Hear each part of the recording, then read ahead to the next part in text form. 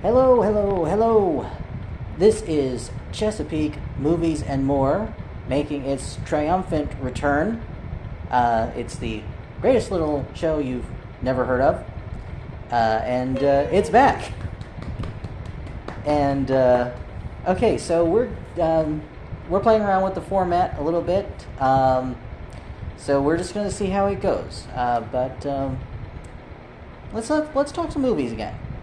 Let's talk some movies again, and I want to talk about the Oscar winner for Best Visual Effects for this year, which was actually a Japanese import, but it's a series that many of us are familiar with, Godzilla. This was the Godzilla Minus One. Not sure what minus one actually what that actually refers to. I wasn't able to figure that out. But at any rate, it's I think it's a complete reboot. I haven't been keeping up with the Japanese series, but I think it's a complete reboot because it takes it back to like Godzilla's first appearance in Japan, and it sets it just after the end of World War II. Fitting, if you know the origin of Godzilla is sort of a metaphor for the nuclear bomb, but it takes it back to World War II, and it focuses a lot on human characters. So it's a lot like the original Godzilla. Godzilla is just there as this sort of force of nature to be dealt with, and the humans are. It's really about the devastation and the spirit of the humans that are dealing with it. And the main character is a kamikaze pilot who was sent out on his suicide mission near the end of the war, and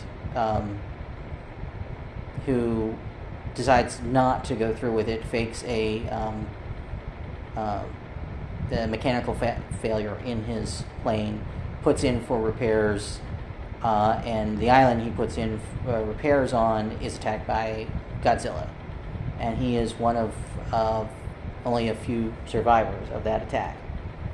And so he has survivor's guilt for the rest of the movie, and we see him dealing with the aftermath of both the war and of Godzilla. And when Godzilla returns a few years later and presents a threat to Japan again, during a time in which Japan's military has been significantly reduced thanks to World War II treaty, and the Americans are unable to help because of Soviet blockades. They're unable to provoke the Soviets and become involved in the Pacific there around Japan. So Japan is kind of on its own, and a team of civilians is put together in order to deal with Godzilla. They come up with a plan. If you remember the oxygen destroyer from the original Godzilla, it's not the same thing. It's they come up with something that's kind of elaborate and complicated, kind of along those lines, but it's a different thing. And ultimately, they deal with Godzilla. Will there be sequels? Possibly. Door was left open for that. So this may be the beginning of a new Godzilla series. But I think it's definitely possible for Godzilla to be returned. The movie's taking itself very seriously, so will it... the original Godzilla took itself very seriously as well, and then that led to the more fantastic Godzilla with big fights against Mothra and Rodan and so forth, and Mechagodzilla. So could that be coming in this series? Possibly. But it seems like the movie wasn't really meant with that in mind. They're just trying to go for a sort of a back to its roots Godzilla story, and whether they then shift gears and do the more fantastical kaiju fight kind of Godzilla movie, I don't know. But we do have the American Godzilla movies to provide those. So that, they may just allow the Americans now to do the big kaiju fights, and keep theirs more grounded, or they may go in a different direction. Who knows? But I enjoyed it, though. I think overall I enjoyed the American ones more. The pacing is a lot slower than what I'm used to with the American Godzilla films.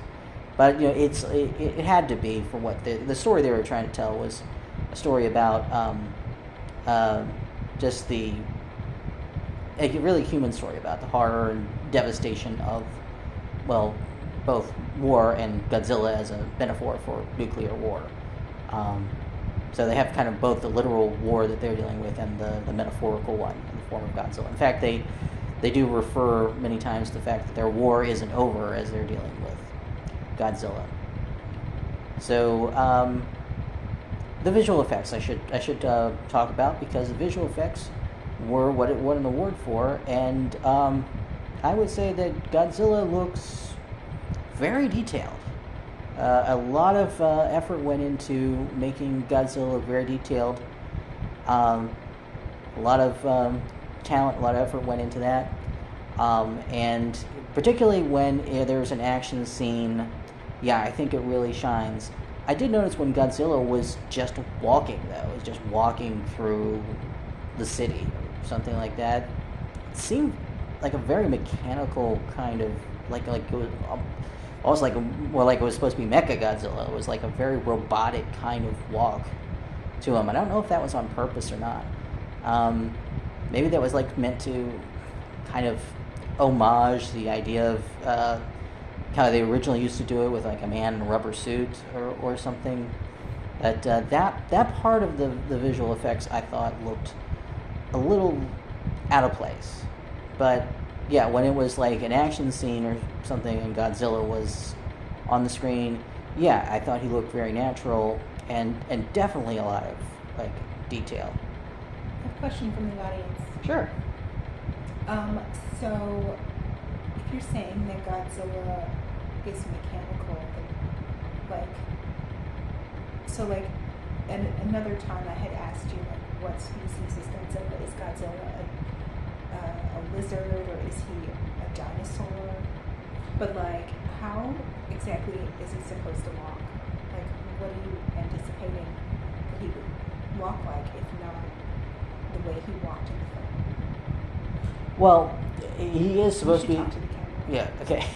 He is supposed to be an organic creature. So I was expecting him to walk with a an animal or possibly even kind of human gait to him, but it was very precise and mechanical, like it was a machine or a robot kind of walking. Now, what species is Godzilla? It kind of depends on the version. Most of the time he's kind of a one of a kind.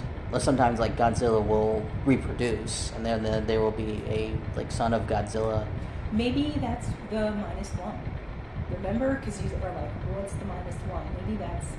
Maybe there was another Godzilla, and that was one of the ones. But that I think there may be something to that, because they mentioned that the people of this island that they were stationed on, they called the creature Godzilla, so it means that they have seen the creature before, or had some legends about the creature, but maybe it's not the same one. Maybe there had been another Godzilla that they had, and the way that the movie ends, I suppose it's kind of ambiguous as to whether it is this Godzilla that will be returning or another Godzilla, but I think it's very clear that Godzilla can return from way. I'm trying not to spoil too much here. Oh, because I wanted to ask you about the ending. Okay. So it's not. I don't know if it's a spoiler alert if I mention the dude in the airplane. Okay. And does he do his kamikaze? Okay, I think this is a spoiler. Oh. Okay, all right. Spoiler alert here. Okay, so the kamikaze pilot ends up. He ends up. It's their plan C, basically. So like their first two plans, their very complicated plans fail.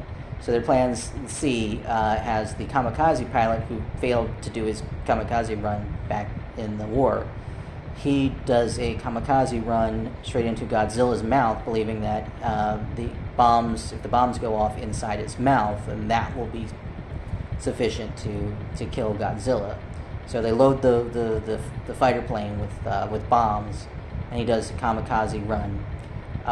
What is revealed at the end, though, is that this time they had an ejector seat installed in the fighter plane. So he ejected at the end. You didn't have to tell me that part. You didn't have to tell that part. Oh, I'm sorry. Well, we did say this was a spoiler warning. That's a huge spoiler. Well, yeah. Okay, go ahead. Okay, so he does do his kamikaze run, and that they do succeed in, well, killing Godzilla, though Godzilla was shown to have incredible regenerative abilities.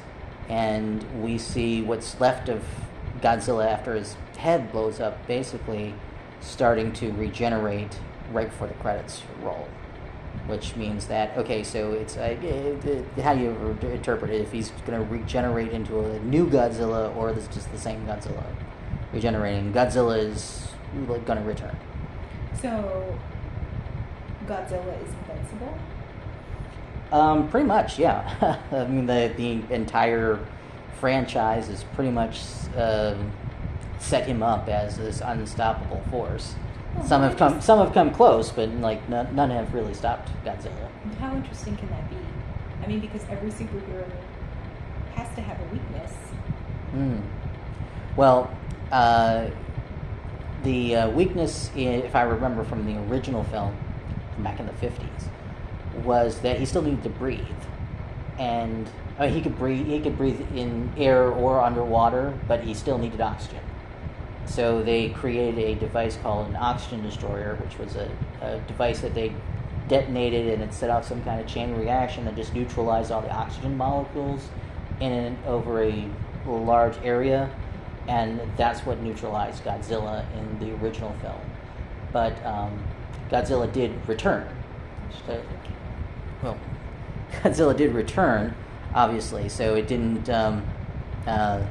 stop him permanently. But